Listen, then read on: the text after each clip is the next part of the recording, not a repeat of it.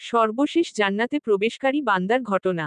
হজরত আবু হুরায়রা রাদিয়াল্লাহু আনহু হতে বর্ণিত, রসূল সাল্লাল্লাহু আলাইহি ওয়াসাল্লাম ইরশাদ করেছেন, সর্বশেষ যে ব্যক্তি জান্নাতে প্রবেশ করবে তার অবস্থা এরূপ হবে যে, বদ আমলের কারণে প্রথমে তার ঠিকানা হবে জাহান্নামে।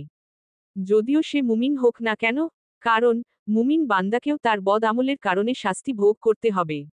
এ জন্য সে প্রথমে জাহান্নামে যাবে। জাহান্নামে দগ্ধ হওয়া অবস্থায় সে আল্লাহর কাছে আরজ করবে, হে আল্লাহ! জাহান্নামের অগ্নিশিখা ও তার উত্তাপ আমাকে পুড়ে ফেলেছে। আমার প্রতি অনেক দয়া হবে যদি আপনি আমাকে ক্ষণিকের জন্য হলেও জাহান্নাম থেকে সরিয়ে পারে বসিয়ে দেন, যেন অল্প সময়ের জন্য হলেও জাহান্নামের আগুনের দহন থেকে বাঁচতে পারি। আল্লাহ তাআলা তাকে বলবেন, যদি আমি তোমাকে সেখানে বসিয়ে দিই, এরপর আরো কিছু দাবি করবে না তো? লোকটি বলবে, হে আল্লাহ!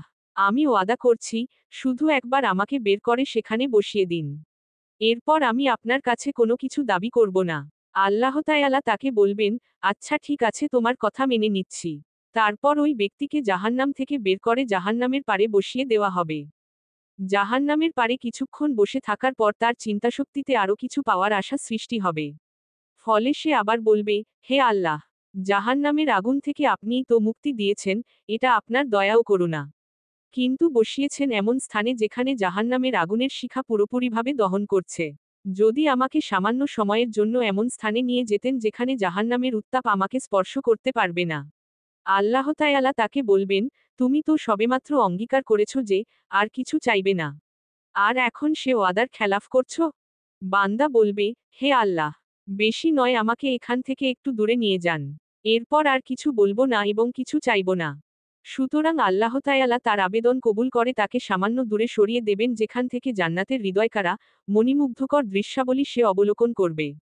কিছুক্ষণ পর সে বলবে, হে আল্লাহ!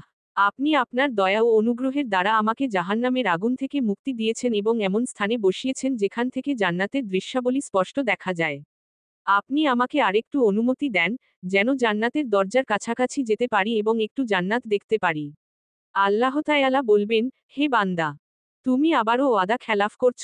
লোকটি বলবে, হে আল্লাহ! যখন আপনি আপনার অনুগ্রহে আমাকে এই পর্যন্ত নিয়ে এসেছেন, এখন জান্নাতটাও এক নজর দেখতে দিন। আল্লাহ তাআলা বলবেন, তোমাকে এক নজর দেখতে দিলে তো বলবে, আমাকে একটু ভিতরে যাওয়ার অনুমতি দিন। লোকটি বলবে, হে আল্লাহ! শুধু এক ঝলক দেখতে দিন। এরপর আর কিছু চাইব না। তারপর আল্লাহ তাআলা তাকে এক নজর জান্নাত দেখার সুযোগ দেবেন। কিন্তু জান্নাতকে এক ঝলক দেখার সঙ্গে সঙ্গে সে বলে উঠবে, হে আল্লাহ! আপনি তো পরম দয়ালু ও অনুগ্রহকারী। আপনি যখন আমাকে এত দয়া করেছেন, এবার আরেকটু দয়া করুন। মেহেরবানি করে এর ভিতরেও প্রবেশ করিয়ে দিন। তখন আল্লাহ তাআলা বলবেন, দেখ, প্রথমেই তোমাকে বলেছিলাম, তুমি ওয়াদা ভঙ্গ করবে। কিন্তু যখন আমার অনুগ্রহে তোমাকে এই পর্যন্ত নিয়ে এসেছি, তখন তোমাকে তার ভিতরেও প্রবেশ করাবো। সেখানেও তোমাকে পুরো পৃথিবীর সমান এলাকা দান করব। লোকটি বলবে, হে আল্লাহ! আপনি তো দয়ার সাগর। আপনি কি আমার সঙ্গে ঠাট্টা করছেন?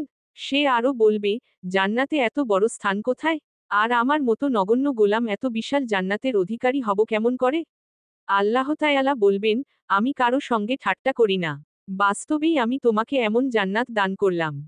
হাদিস শরীফের এসেছে, রসূল সাল্লাল্লাহু আলাইহি ওয়াসাল্লাম এই হাদিসটি বলার সময় হেসেছিলেন। এরপর যেসব সাহাবী হাদিসটি শুনেছেন, তারাও তাদের সাগরেদদের কাছে এই হাদিসটি বর্ণনার সময় হেসে বর্ণনা করতেন।